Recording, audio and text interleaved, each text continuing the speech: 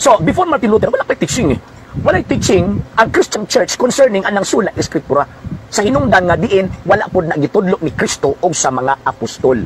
Never gilitok ni Kristo nga sulat Eskriptura ta, kung di mabasa di tinuod. Never gitudlo sa mga apostol nga sulat Eskriptura ta, kung di mabasa di tinuod. Ang gitudlo ni Ginoong Kristo, tudloin sila sa tanan nga akong gisugo ninyo. Wala mo si Ginoong Kristo nga pabasahan sila sa tanan nga akong gitudlo ninyo. No, way sugo si Kristo nga pagsulat mo. Ang gingon ni Ginoong Kristo, tudloin sila sa tanan nga akong gisugo ninyo. So actually, dili man problema ang naay libro. Ang point ang ginakong wala ka nag-focus sa libro, wala ka nag-focus sa teacher nga mo irresponsibleng nagpagawas, ni anang maong gitawag og libro ka. Higala, magbantay ta karong panahon na dagan kaayo magtutudlo nga dili na magtub-an sa kamatuoran gikan sa balaang kasulatan. Kay matud pa niining usa ka safety nga kuno si Kristo, ang mga apostoles ug ang mga Kristohanon wala magtudlo gikan sa balaang kasulatan. Niya ang tubag Lucas 24:44 o 45, si Kristo nagtudlo gikan sa kasulatan. Unsay giingon ni Kristo? Kinahanglan ang tanang naisulat matuman pinagi kang Moises sa mapatyarka sa mga salmo. Ikaduha, Mateo 4:7. Si Kristo gitintal ni Satanas, iyang gigamit ang kasulatan nga nahisulat na. Ang mga apostoles, unsay giingon ni Pablo? Roma 15:4. Kinahanglan ang naisulat sa kasulatan matuman dinhi kanato. Ikatulo, ang mga Kristohanon nagtuon ba sa kasulatan, nagtudlo ba? Mabasa sa Buhat kapitulo 17, bersikulo 11.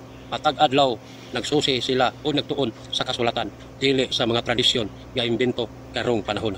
Inaot atong nasabtan, balik ka sa Biblia kay naa diri ang pundasyon sa kamaturan ug labaw sa tanan ang atong kaluwasan. God bless. Walay sama ang pagkamangingilad ni ining maong gitawag og mga tawahan na concerning sa pagpresentar sa doktrina ang gitudlo sa mga apostol ug sa mga kamatuoran nga diin gisulti sa ato ang Ginoong Jesucristo ug sa ato ang gitawag og presentation. Tiyaw mo na gamay ligas sa iyahang gipangsulti ug sa ako ang gisulti. Nya katong gamay nga ligas sa iyang gisulti mao to ang iyang gipadako kay para ingnon nga insakto siya ug mali ang ato ang gitawag og presentation. Ang atong presentation klaro kaayo. Ang presentation nato, ang atong gisulti diha sa balaang kasulatan way gitudlo ang Ginoong Jesucristo ug ang mga apostol nga sula Eskriptura. Mao na atong gisulti. Wa ta miingon nga bawal ang magkutlo or bawal ang magtuon concerning sa balaang kasulatan. Ang akong gisulti, bawal or wala gitudlo ni Kristo sa mga apostol kanang Bible alone or sula Eskriptura. Abi ninyo giunsa pagligas-ligas ining ato ang higalang mangingilad concerning sa gitawag og faith. Iya lang giligas Abi nimo sing gisulti, ato daw kunong gisulti, iyahatang giakusahan nga nanudlo daw kuno ta nga di bawal daw magtudlo concerning sa scripture. Mo nang gipangkot yang sita sa Biblia, Saint Luke chapter 24, Saint Matthew chapter 4 verse 7, Saint Romans chapter 15 verse 4, and Acts of the Apostles chapter 17 verse 11 nga sumala pa niya nagkutlo daw kuno ang mga apostol kanudto even si Kristo nagkutlog kasulatan. Mo ba na akong isyu? Dili man naman akong isyu. Ang akong isyu klaro, ang Kristo ug ang mga apostol wa magtudlo og sula Eskriptura og bisan gani ang mga apostol kaniadtong si Kristo nagsunod sa tradisyon sa mga Hudyo.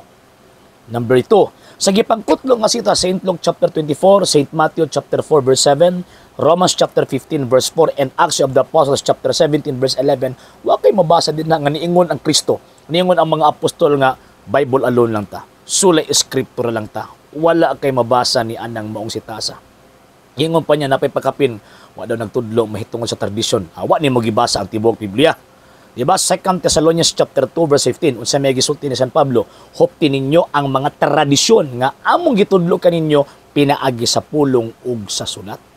So diya palang daan, musukuan pa ba, nag-cherry picking lang nimo mga tawhan na para ihaom sa ilahang gitawag og pagtulunan. So, ang gipangkutlo nga sita, suway mabasa diha nga sula Eskriptura, and at the same time, sa kana nga panahon, dili pa kumpleto ang Biblia. Kaya na kumpleto ang Biblia, patay na ang mga apostol. Ang katapusang apostol na matay si St. John the Evangelist, mao ang nakasulat sa katapusang libro sa Bagong Testamento kanang Book of Apocalypse or Book of Revelation, mga around 90 to 99, 97 to 99 AD. So, makita nato nga kanang scripture nga gisgutan sa Kristo, St. Luke, kanang sa St. Matthew chapter 4, kanang sa Romans chapter 15 verse 4, ug kanang sa Acts of the Apostles chapter 17 verse 11 kay gikutlo aning ato ang higala nga mangingilad concerning sa gitawag og pagtuo. Old Testament pa na, wa pay labot ang New Testament diha. So unsa man pag-connect or pagdigar sa akong gisulti nga about sola eskriptura nga wa gitudo ni Kristo? Wala eh. So ilang yung ganyan ba nga mangingilad ba? Mangingilad in the sense ba nga naidagdag, naibawas sa iyang gireaksyonan pagkahuman iyang i-present ang iyaha, unya ipakao niya sa tuwa. Oh. Dako kayo ni mga mangingilad, di mga tawana, sa pait na yun, kaya mangilad na lang man. Di na lang man masulti og tawag inang tinuod, dapat masulti mong tinuod. Kung iya gid mos Ginoo, masulti mong tinuod. Tanawa karon no, akong gisulti about sola eskriptura, ang inyong gipamulong, nagtudlo daw kuno ko nga bawal ang magkutlog scripture. Yabag. Yabag. And ikatulong nga punto, ang yawa mo pa na ginabuhat si Yawa eh. O tanawa, unsa may nahitabo ni tawag anang ni Adan og ni gitawag og ni Eva, nagyapon dagdag bawas sa pamulong sa Dios. Ningon ang Ginoong Dios nga ayaw mo kaon niya kay mamatay mo, ningon ang Yawa, dili. Di mo kaon mo anak, di mo mamatay. Mahisama mo sa Dios. Opo ning mong tawhana. Naay dagdag, naay bawas. Gibawasan niya akong gisulti, ang akong puntos about sola eskriptura, giwalan niyang sola eskriptura, ang iyang gidugang, ingon daw kuno ko nga bawal daw magtudlo kon sa scripture. So dagdag, bawas, gibawasan akong yung nga sola eskriptura, wa niya gilito ang sola eskriptura. Nganong wa man niya gilito ang sola eskriptura kay mahadlok sila, mapangka sa ilang butbut ug sa ilahang gitawag og bakak. Sa mga setas nga iyang gipangkutlo, dili na mulaban nila. Na nagtudlo ang mga apostol concerning sola eskriptura. No sir, no ma'am. And nagkatawa ko kay the more nga magtudlo ning mga tawhana magnigar sa ato ang mga argumento, the more na hinuon nga magkahayag ang mga bakak nga ilang gipanudlo sa social media. Og pinaagi ni ana, mabantayan nato nga ay kini bakak ko ning mong tawhana. And kabalo biyata nga ang amahan sa bakak mao ang Yawa. So mo ni mga tawhana sa ilang pagpamakak, ingon pa ng San Pablo, ang mugawa sa ilang bakba daw las bitin.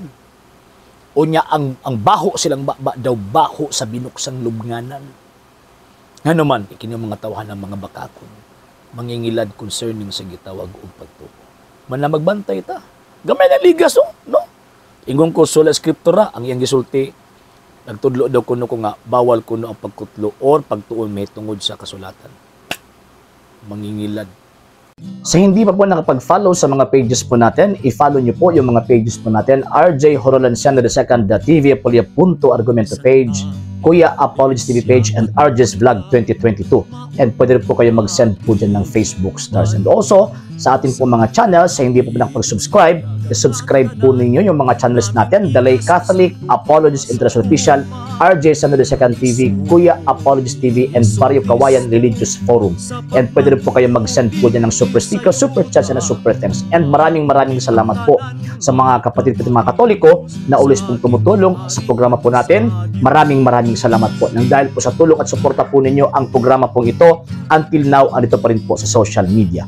And until din po, nangangailangan pa rin po tayo sa tulong at suporta po ninyo dahil wala po kami magagawa rito mga sir, mga ma'am, kung wala po yung tulong at suporta po ninyo. Sa gusto pong tumulong, sa gusto pong sumuporta, pwede po ninyong ipadala ang tulong at suporta po ninyo sa pamamagitan po ng ating mga account numbers dyan po sa ating pong screen. And pwede niyo po kaming i-message sa ating pong page kung via remittance po yung papadala po ninyo. Maraming salamat po in advance.